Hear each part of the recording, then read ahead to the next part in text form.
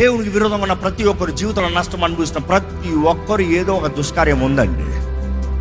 నేను మంచోడిని, దేవుడు చెడ్డోడని ఈరోజు చాలా మంది మాట్లాడుతున్నారు. నేను మంచి పనులు చేస్తాను, నాకెందుకు ఇది? దేవుడు అంటే ఇందుకు చేయలేదే? చాలా మంది ఎవరికి వచ్చి అడుగుతూ ఉంటారు, నేను దేవుడిని నమ్ముకున్నానండి, ఇందుకు దేవుడు చేయడే? నేను ఆదివారం ఆలయానికి వచ్చానండి, నేను కానుకలు ఇచ్చానండి, నేను ఇంత త్యాగం చేశానండి, నేను అది చేశానండి, నేను ఇది చేశానండి. ఎవరికి కావాలి? దేవుడు అంటాడు, నన్ను విడిచి నువ్వు చేసిన దానికి అనుభవించు. నీ బలులు కాదు నా ముఖ్యం, నేను కోరేది తిరిగి నలుగున హృదయం. నీ కానుకల దశంభాగాలు కాదు నీకు రక్షణ ఇచ్చేది, అది నువ్వు ఆశీర్వదించబడే నియమాలయ్యి. Those are principles, but you better stay with me first.